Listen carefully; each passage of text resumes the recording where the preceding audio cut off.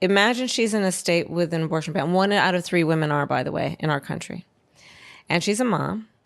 So she's going to have to figure out, one, God help her if she has affordable childcare. God help her if she has paid leave. And then she's going to have to go to the airport, stand in a TSA line, sit on a plane next to a perfect stranger to go to a city where she's never been to receive the care she needs. She's going to probably have to get right back on that plane because she's got those kids. Her best friend's probably not with her because that's who's taking care of the kids. To get back in that TSA line, to get back on a plane, to go home. And that's all if they can even afford the plane ticket or the bus ticket. Exactly. Hi, I'm Ana Marie Cox. This is 90 Days with Ana Marie Cox. There are 26 days left until the election. And that was my spooky season shark coming into the frame version of the countdown, because 26 days. If you are in a place where registration is still open, you should register, check your registration, and register to vote. You might be in a place where voting is open. If so, please vote, because things are happening that are making it very hard to vote for a lot of people. This is a show where we count down the days to the election and we talk to smart people about this wild, unhinged, historic, somewhat unprecedented, attention-soaking election. And today's smart person is Ben Collins. He is the CEO of The Onion and a former senior reporter at MSNBC specializing in misinformation. Ben, welcome to the show. Very excited to be here. And we're excited to be here with you specifically. Oh, that's very sweet. I appreciate that. I am excited to see you because you and I have corresponded. I've seen you on TV. I imagine you've seen me on TV. And this is the first time we've actually spoken face to face, as it were. But now the first question is, what's on your mind? What are you thinking? Like, what is attracting your attention right now? There's so much, like I said, this is attention soaking. It's hard to turn your eyes away. Yeah. There's a month left before this, potential doomsday happens. And just fascinating to me seeing how there's not going to be any big judgment day. It's not going to be a day where, this is excised. I don't think. Even if Kamala wins, it's not going to be excised. And I think that the way I've been feeling, like seeing the hurricanes and all these things happen, watching a debate where they talk about it, nobody brings up the fact that my entire adult life, climate change was viewed as a hoax and made up. And then suddenly, one major party does a pivot. It's real now, but it's the Jews who are sending the space lasers. That's not the pivot I was expecting you to talk about. Yeah. And I just we're just going to live with this for the rest of our lives, where there's this, we are living on a playing field where one side just gets to rampage throughout American life and call everything that is bad that could happen fake or not happening. And then once it becomes so abundantly clear that it is, they just, they just get to change the narrative to something totally ridiculous, and they've won. It's that's what happens when, this party had to end in a cargo cult, because otherwise you'd have to reckon with what you've been saying. There's kind of two tracks I want to take here. Yeah, of course, yeah. One is the effect of misinformation on even the climate change debate, because like you said, I think what has happened is that the Republican Party, the MAGA Party, I mean, I think it's a natural evolution of the former Republican Party, but figured out how to combat the argument for climate change with just pure misinformation, right?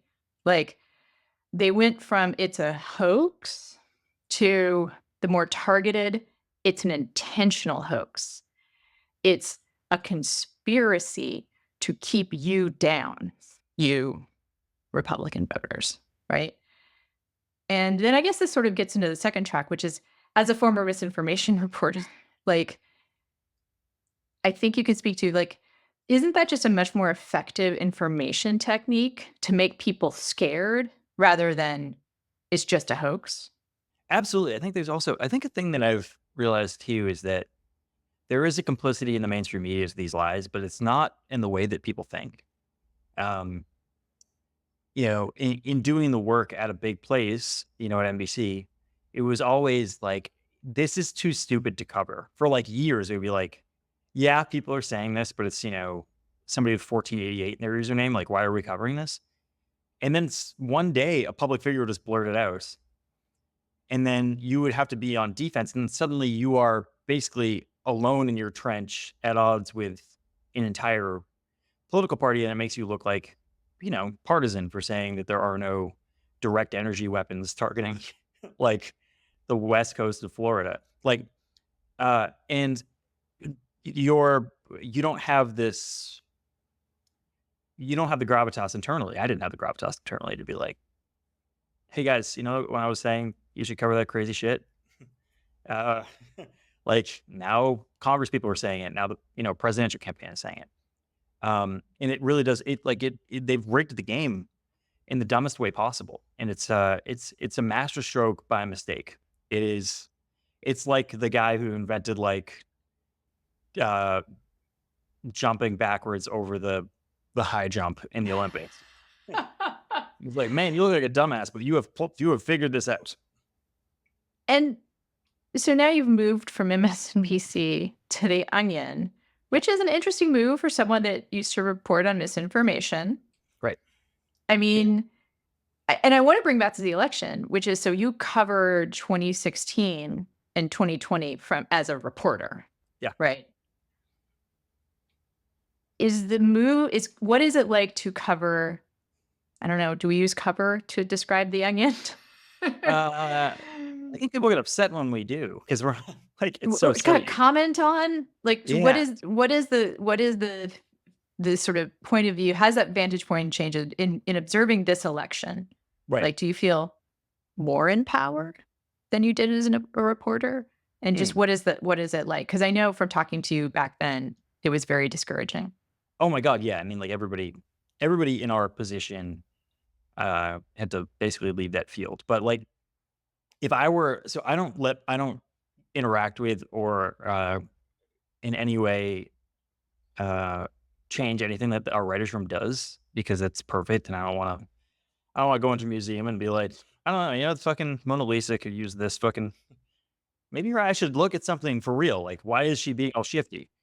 I just refuse to do that. But I do think that they do have more power than like a traditional reporter, in part because they've built up all this goodwill. And there's this saying, especially among people on like TikTok and Instagram, like they always respond to us, the Onion never misses. Like they just have this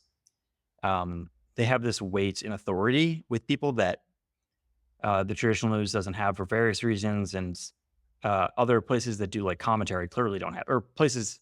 The other thing is, like, as you know, commentary and op-ed pages have been taken over by, they've become like Facebook. They're just like furious clickbaits to make you upset. So we are not in that business. Like, we're in a different business. We're in the business of like, trying to, say the unspoken truth about stuff instead of saying lies as loudly as possible. So they do have more power. They are like profoundly impactful and useful group of people. This writer's room, like I'm fiercely protective of them.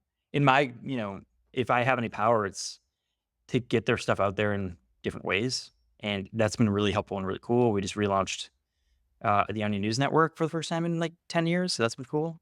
The and we have a video newspaper component, now. like you're doing Yeah, video, right? we're doing video. Yeah. With fellow former MSNBC anchor Joshua Johnson as our host. And we have physical newspaper again, so there's a lot of work there. But like I would say there's certainly more power in this, in part because they're just unwavering. Their ethos is basically just like, don't kill people, and that has That's a better ethos than whatever. I don't even know what the ethos is of most mainstream news organizations now. It's not like tell the truth. It's like get everybody's stuff on paper, I guess. I don't. It's a strange. They've locked themselves into a strange ethical and moral dilemma. Yeah, for sure. I think the the way that I'm trying to think of the right metaphor for the way that legacy media reports on things like climate change or misinformation these days. And it's not with the urgency of we need to do something about people dying. It's more like, let's get an accurate count. Like as if there were, and then if someone says it's not an accurate count, we'll like go back and make sure it's like, we'll just like be like, okay, good point. Good point. Like, do you say it's a different count? Okay. And this people say it's this count. And Right. like, They're having semantic arguments about stupid shit while the world yeah. burns, and like they're clearly missing the forest for the trees. Like that's a huge problem. And I'm glad to not be beholden to that anymore. Like I was having those debates internally all the time at NBC, and I didn't. And like I felt like I was wasting my life. Like I think and also they would get they would also get phone calls from very powerful people that had a lot of sway, and it affected their reporting. And um, they're in a jail of their own creation. I'm not saying I don't feel bad for them. I feel horrible for them. Like they're 99% of the people at those companies are working their ass off, but they haven't taken a step back to see what position they're in. And the position they're in is, fealty to power. Effectively, it sucks. It's not good. Yeah, I always like to bracket this discussion with it is the legacy institutions that currently have the resources to do pretty big investigations and to also put people on the campaign trail, like to remind anyone who's watching or listening that is an incredibly expensive endeavor. I think it's overvalued. Like I think that you probably could just put embeds just people there to record, and make sure everything gets recorded. Um, like if C-SPAN, you could just count on C-SPAN to do it maybe, although you want stuff anyway. So they have the resources to do that, but also we can change that. We can fund other sources that could do those same investigations. I love ProPublica, you know. I love the Texas Tribune. I think that things that are I think we could use publicly funded stuff. I mean, I think we could save America. I completely agree. I think like if you use the scale of the mainstream places, but uh, put the sort of resources that you have at the ProPublicas of the world into that, and also put some give it some juice, give it some fucking riz, give it some amount of like uh like tenacity.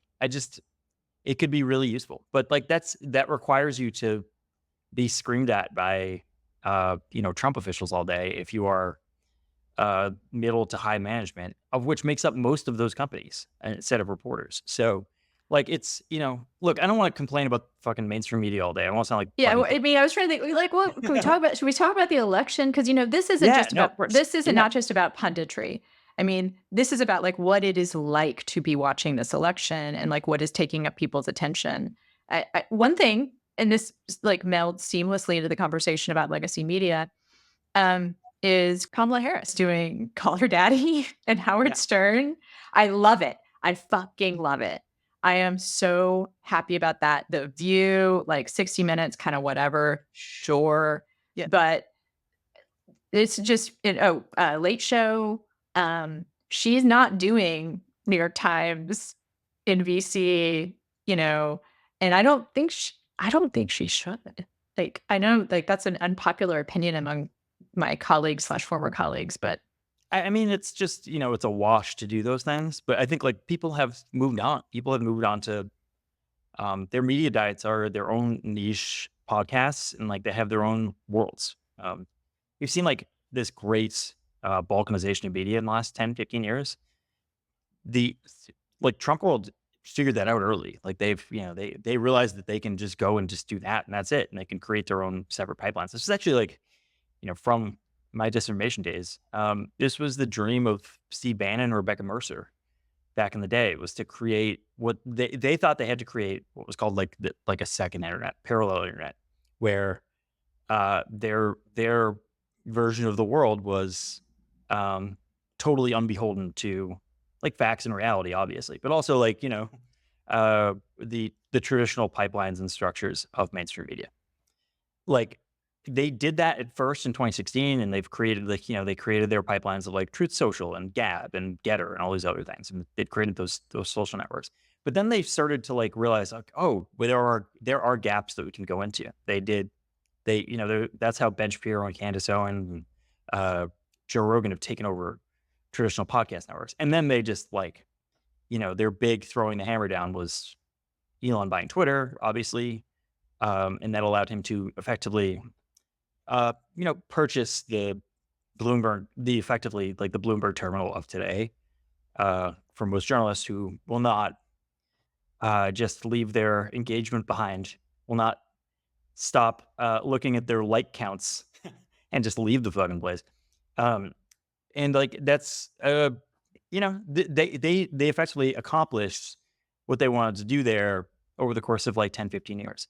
Now, like I think Democrats are now realizing like, well, you know what it is? Actually, it is broken. The only thing that CBS is really good for is like if I'm on in the 45 minutes after football or something. Like they're like getting I thought a you were going to critical say Survivor. Like yes.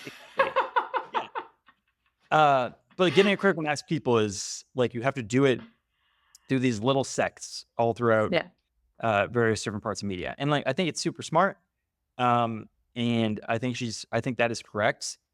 I do think like I'm a little worried about how homogenous the audience is though. I don't know who you're getting by going like everybody who's watching Stephen Colbert is already voting for you, buddy. Like there's no fucking question. Stern. Yeah, that's good. Like call her daddy.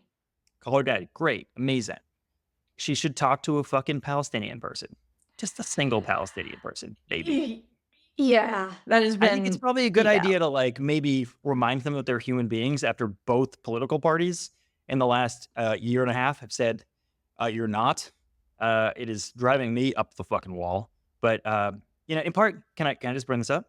Oh, I mean, we talk about it on the show. It's a place of profound disagreement on this. And I think climate change and immigration are the other things that I would point to as places that I have a lot of disappointment. I would just say the bar is subterranean. And if you go and you talk to like Hassan Piker or something, if you talk to a prominent Muslim American in public and say to them, look, at present, Palestinians are being treated as fucking meat, and I will change that. That's all you got to say. You don't have to like make concrete policy changes.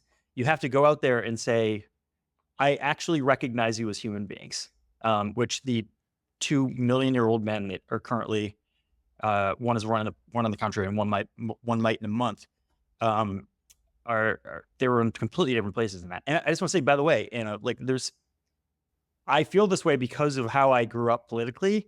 And it's in part because of the website you used to run. Oh, and no, it's true. And I when I was a child of, I was 15. My brother was 18 when the Iraq war started. We were all afraid of going to get drafted. And I saw as a child of Republican parents, I was a person who just saw the adults in my life not treat, say you should treat everyone with kindness and respect, and then treat a whole class of people as subhuman. And I found places like your website, found places like Wonkat that were really genuinely making fun of these people in a way that gave me true solace. And like I was not an activist, I was not a person who would go and protest anything, but I was someone who really liked a fucking stupid joke.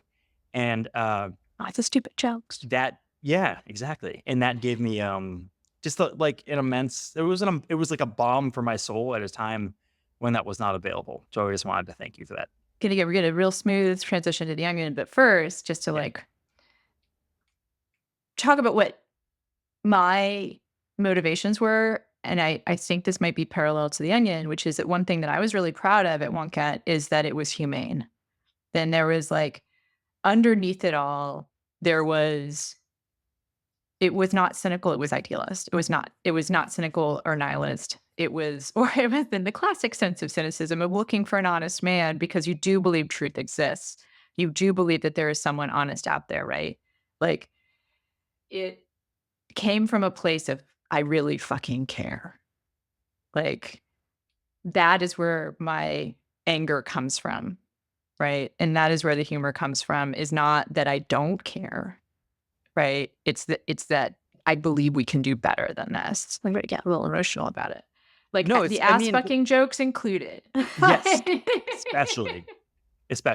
Well, those came from the Defense of Marriage Act. You Yep. know, like maybe some people like forget. Like my thesis was that if only women were gay, if there were just lesbians, Republicans would be fine with it. Like, they would probably legislate gay porn into existence. They would like want more of it. There'd be like government funded lesbian porn. But no, they're uncomfortable with, and even then there's like, not all men who have sex do. Anyway, won't go into detail. But it was all It's from really like that's the rest of this podcast was just about I'll go into getting us explaining sex. why I told so many ass fucking jokes. But yeah, there was like a real sense of like this shit matters. And we make fun of these people because they have power and other people deserve power. Yes. I don't know. Segue again. Yeah. I've always thought, that is where the most powerful onion stuff comes from, right? The one that they run every time there's a mass shooting is, what's the exact headline on that one? It's no way to stop this as only nation where this regularly happens. Right. So they run that after every mass shooting. And that has become, it's funny because I did an interview. It's not funny at all. Or maybe it is.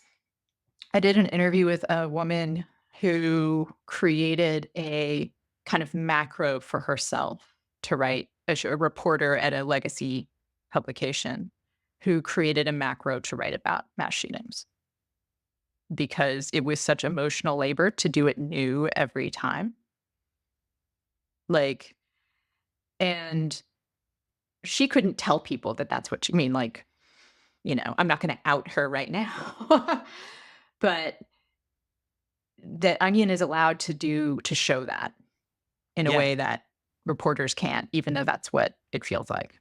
They just have they have a deeper truth that they can access and they don't have to like explain it to anybody. There was a time during the Trump years, and I don't know how everything from 5 years ago got memory holds. I just don't understand.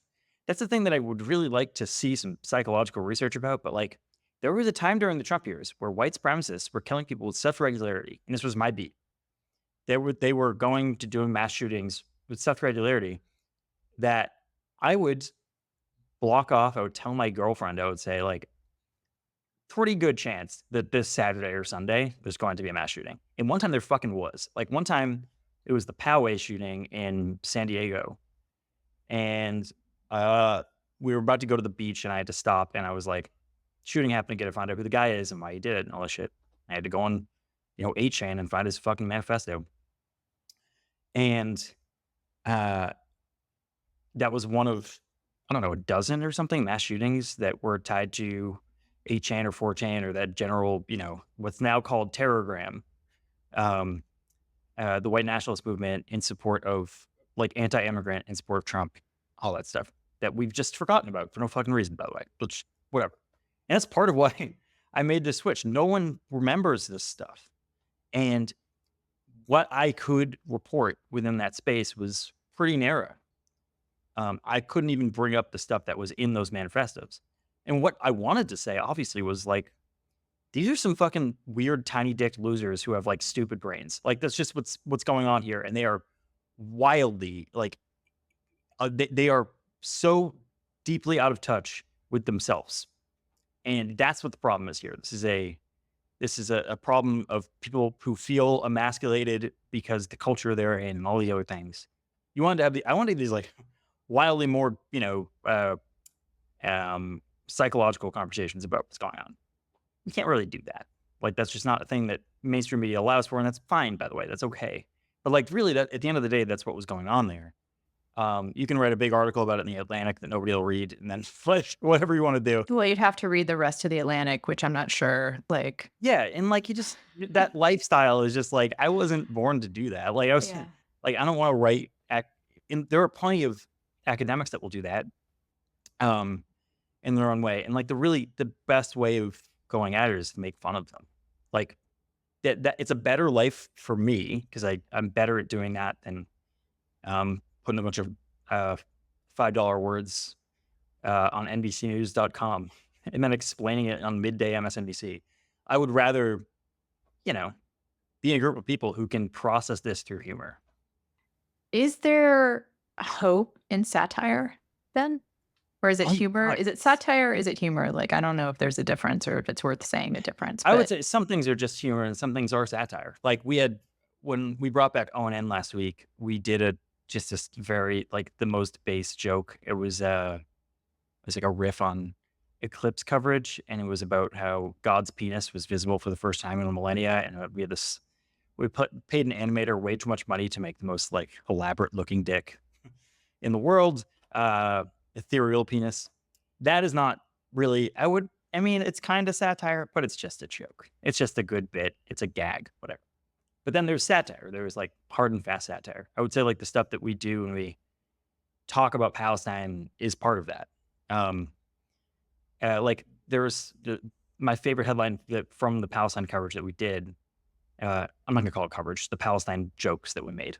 like it's what is it? interesting. It's an interesting.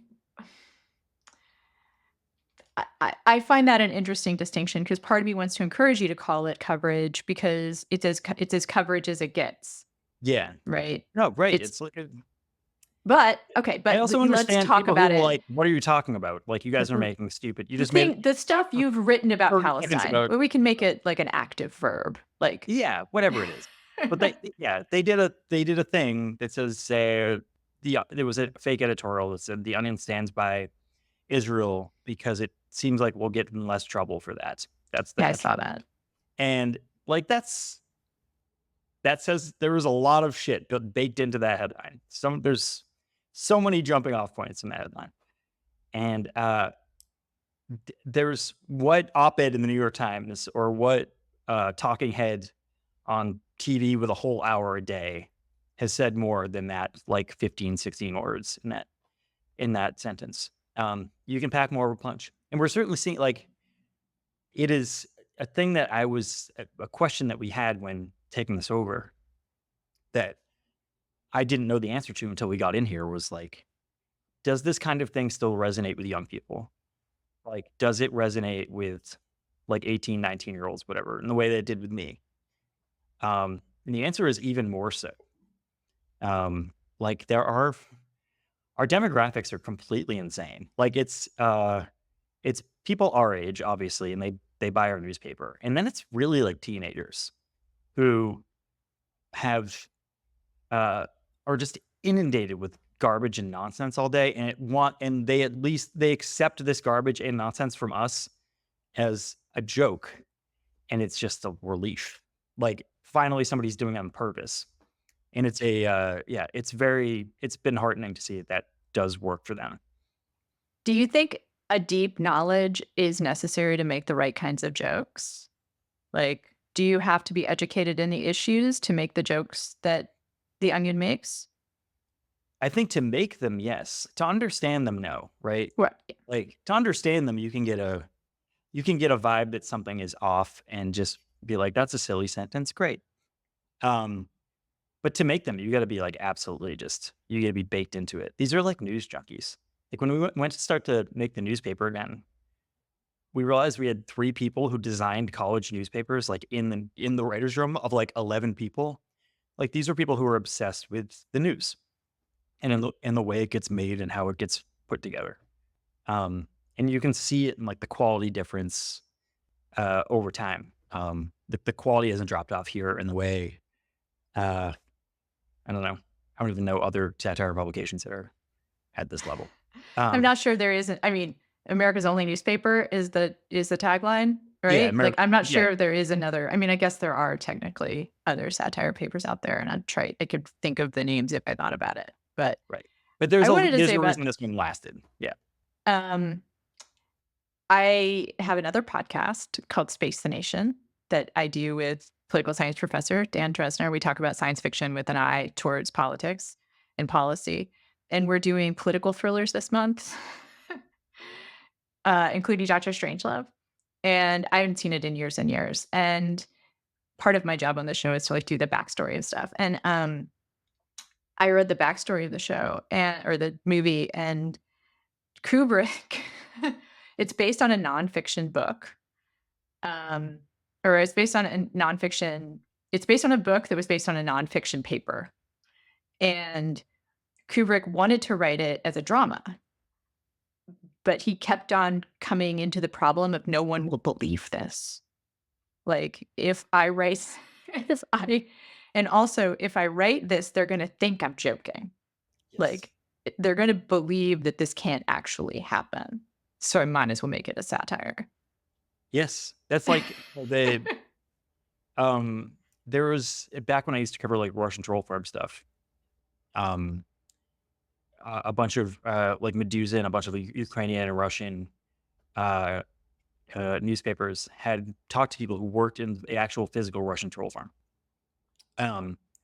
And they were told to watch House of Cards as the most analogous thing to the United States government. And that's so funny to me because there was a show running parallel to that called Veep, which is actually how things work.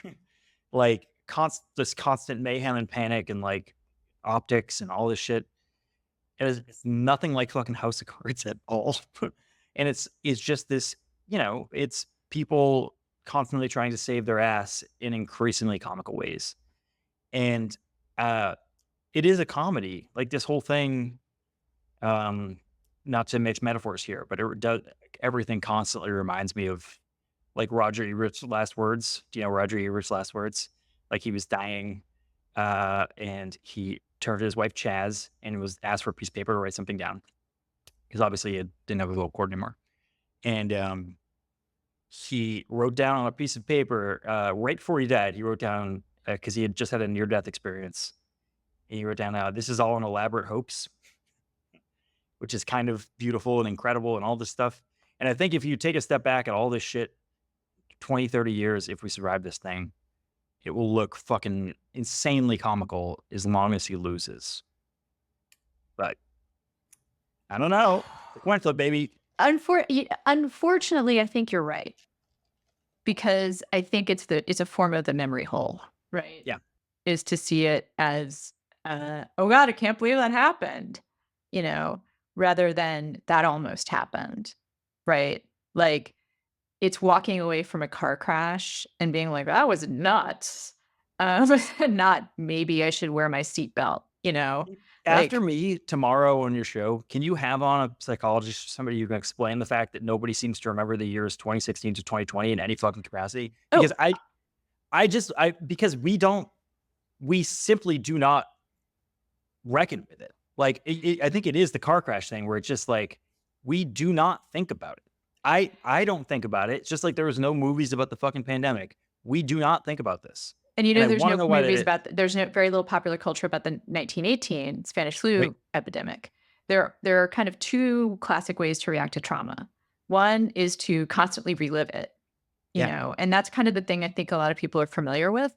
But the blanking it out is also common, and with both kinds of, so I'm writing a memoir, which actually has a lot to do with trauma. Cool. Here we go. And like, for me, like accessing it has been about remembering. But with both kinds of trauma reactions, the way of treating it is to retell stories with truth and with an outcome that gives you more agency. Like, because with both kinds of stories, trauma is often a feeling, it just stems from a feeling of powerlessness. It stems from a feeling of like, there's nothing I could have done. This was inevitable. And then I am damaged and there's nothing I can do about my damage. And recovery is about retelling the story in a way that ends with, and here I am, and there are things I can do. Right. You think that that's it's a good podcast because I feel like we're just talking, by the way. Nice job. You nailed it. Do you think that that's the failure of the Biden administration, is that they couldn't tell a story because the guy can't fucking speak out loud anymore? Like, do you think that that's what it was, that he couldn't be like wind us out of this because he could not go back and just say like at every stage, just be like, okay, well, he put us into this hole and we had to bring us out of that hole, and he divided these people and he brought us out of this. And instead, he was just allowed to continue unabated, telling the Trump narrative of everything, which is that immigrants are coming to fucking kill your children and eat your dogs and do all that stuff. And this was my criticism for years of this, is that the Biden response to this has always been like, I'm just going to get punched in the balls over and over again and just say, ouch. And the word ouch is enough to say that this is defense against this. Instead of just telling a story of, we've overcome this man. We've overcome, look what we've done as a country. We've overcome this totalitarian threat. And instead, he just kept going. Like, we didn't overcome shit. He's still fucking here. Well, look at the campaign slogans that work, right? For progressives and Democrats. Rebuild with love. I have a sweatshirt that says rebuild with love. And that's a story that got people to vote, right? Like, that got enough people re-engaged. Right. And we are looking a little bit on the margins here, right? And then I do think that what has happened with the Harris campaign is an ability, like, we won't go back. Yes, right? That's great. That's Like, that's a incredible very political powerful terminology. message. Yes. And she seems to have faltered a little bit, or the media has faltered. And one thing that happened with the "we won't go back" is that it was a wonderful way of disrupting the media narrative. And there was so much energy and so much money and so much excitement that the media kind of was like, oh, new narrative, at least. Like, we'll catch up with that narrative. And then I think they've settled back down into like, well, like, how does this hurt the Democrats? I mean, in every election, and like, I've always been told this is true, that like in the last 2 months, you just always filter back to the center and just say things as,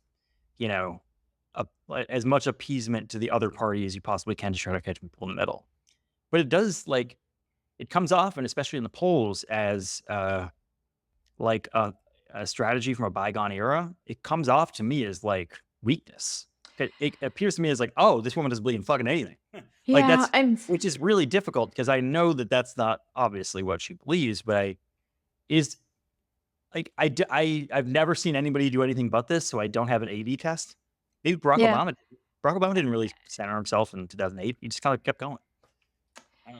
I think that this is a really high stakes experiment and a high stakes sort of proof of concept, which is, is this electorate the same electorate we've always had, right? And I don't think it is, right? And I think that the polling might even be more broken than it used to be, because there are more and more people who you just can't fucking poll, right? Completely agree. And it will be, unfortunately, an experiment that could end in failure for one party, right? And then we never get to run the experiment again, because we have minority rule till we aren't a country anymore. Right. And it's, I get emotional during this podcast. Good.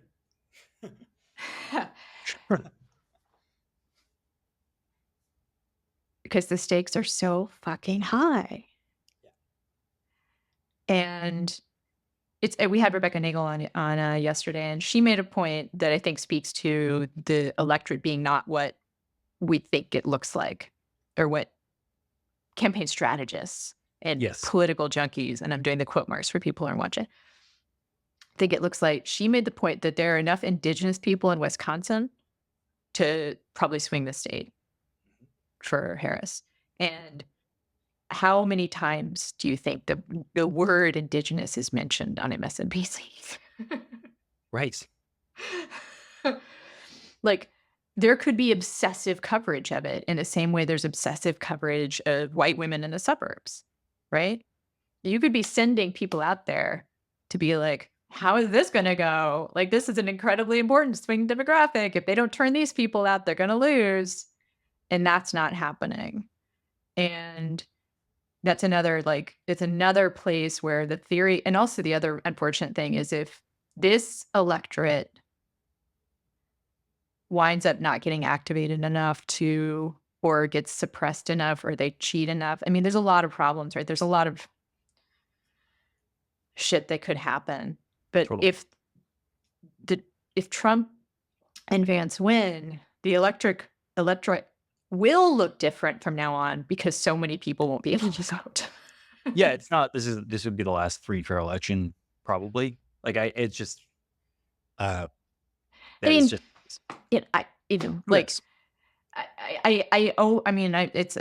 it's a character defect of mine that I try to find hope.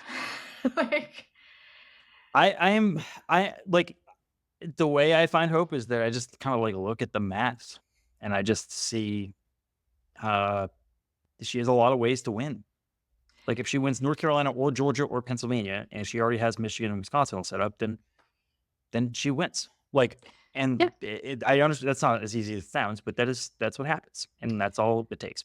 in the And Swifties, I have a there's your lot of lot of hope in the Swifties, and in like Beto O'Rourke, friend of the pod, has been registering college students like fucking crazy here in Texas. And I know there have been other turnout operations like that elsewhere that have been really focused on registering young people who cannot be polled. Yep. And who don't have a voting record. I went down this whole rabbit hole about so like a lot of the online polls are incentivized by like microtransactions. So right. So like you're getting the people who are already inherently desperate enough to be spending their whole day taking surveys online for 15 cents. And who do you think that helps? Like genuinely, who do you think that helps? So there's just problems writ large in polling. And I would say also there is this inherent bias both by pollsters and just like general vibesy feelings that the polls must be biased in favor of Donald Trump. I just don't think that's true. That happened once in a really big and important election. And since then, it really kind of has not. In 2022, it was the opposite direction completely. And it's the most recent election that we had. So like we don't know. And I would say, if the election happened today, I think she'd probably win. But the stakes are so high. I just don't know. And I think a lot of us were burned by 2016. A lot of us political junkies were burned by 2016. I remember confidently telling people there's no way Trump could win. Just without a doubt in my mind, just saying it. So like I was working at the Daily Beast, the best newsroom in the world. If you look back at it, the people who worked there was me and Spencer Ackerman and Mary so Drosny and Jesus, the amount of people there was nuts. Erin Ryan was great. She was there. Just like a billion like superstar reporters. And this is so silly in hindsight. We didn't really have a plan if Trump won. I just want to be clear about this. Like we had a bunch of people going to the Javits Center, which is down the street, which is Hillary Clinton's big thing. And we had a bunch of people going there. And I was watching InfoWars all night because that was my beat. And I remember watching it, and Roger Stone was like so confident. He was like, "Yeah, of course this is happening. Of course we won." I was like, "How the fuck do you know?" Alex Jones was shocked. It's crazy.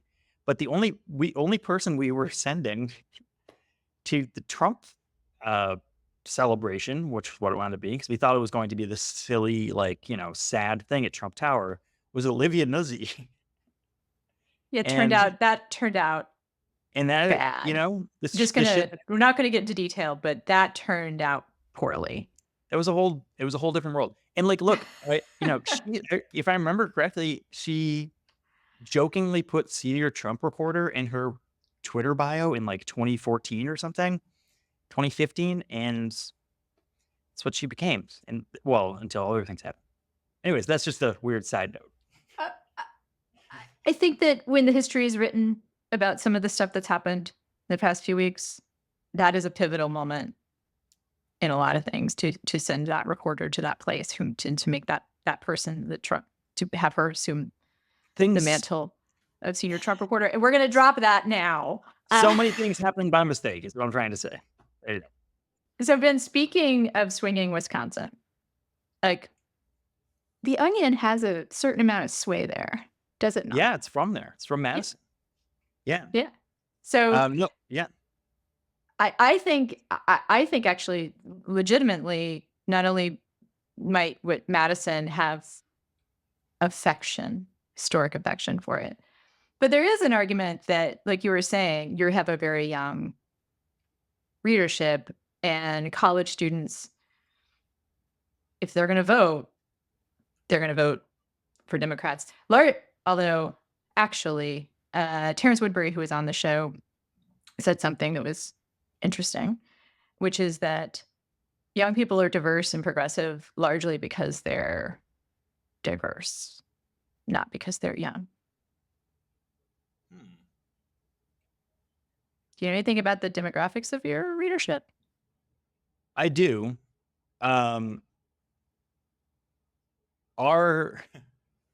It's bifurcated. So we have old Wisconsin stoner types who are all named Dan, and they're all like 55 years old. That's one group. And then we have the young people who are, like you said, wildly diverse. Equally. So actually, I would say I think it's more female than male, which is kind of shocking for the young people part of our demo, which is video focused and TikTok focused. And it is, you're right, it's very diverse. At least that's what the big scary tech companies tell us. But like, look, you're right in the Wisconsin thing, in that look, the Onion was created by a bunch of stoners in Madison dormer, right? That's what happened. And there's still a lot of affection for it in Wisconsin and the Midwest in general, as like a profoundly Midwestern sensibility. You're not going to believe this, but people don't like Donald Trump at the Onion. Is that shocking? Yeah. It's good talking to you. Yeah. Do you have any very final thoughts about, like, that we haven't covered that? Look, I know you probably want to talk about the Onion more than this, but like, I'm glad that we could just, have some therapy together. This was a nice time. Well, I think what I have learned in the coverage, this is the first election since 2008 that I haven't been covering in a pretty on the ground kind of way. And what I have learned is people should talk more about the parts of it that are traumatic, and more about the mental health piece of our politics. Yeah, I think I've learned that part of our trauma response to this is to pick ourselves up and move forward and learn. And I think that, if you give yourself credit as a person listening to this podcast who's this obsessed with politics with 30 days out, that you have. Do you know how much more you know about politics than you knew 8 years ago? Do you know more the United States government and all these people? You know how things work. You probably know a history of the United States that you didn't know before all this. You got Howard Zinn by mistake. So yeah, congratulations. I mean, for one thing, yes, let's just congratulate the listeners of the pod. Yeah. You're so handsome. You look so good today. I can see you, which maybe actually never shouldn't say that, because I don't think people want to believe that I'm looking out of their camera. But anyway, it has been really great talking to you. You're the CEO of the Onion, which must still sound very weird to you. It's such a silly thing. The whole thing's really dumb, but we're having a great time. It's our second nice dumb century. It's so stupid, but we might be the only media company left. So we'll see how it goes. And you're the former senior reporter specializing in misinformation in BC. And I hope everything is still standing in a month, and maybe we can talk again. Yeah, I would really love to talk to you regardless in a month. All right. This is 90 Days with Ana Marie Cox. It is 26 days until the election. This is the most important election you can vote in, but also we've been nominated for a Signal Award. And we would love for you to vote for us there. Make it like a momentum thing. Like you're voting in one, and so you just are in love with voting for now. So you're going to vote for us in the Signal Award, which is signalaward.com. This is a podcast in addition to YouTube. If you are watching it, you can listen to it. You should go to wherever you get your podcast. If you are listening to it, then why not turn it on YouTube so you can see my cool t-shirts and the very cool background that Ben has behind him. And we will be back on Friday. Thanks for watching / listening. Turning now to the sky, where last night stargazers were treated to a once-in-a-lifetime event. God's penis visible for the first time in a millennium.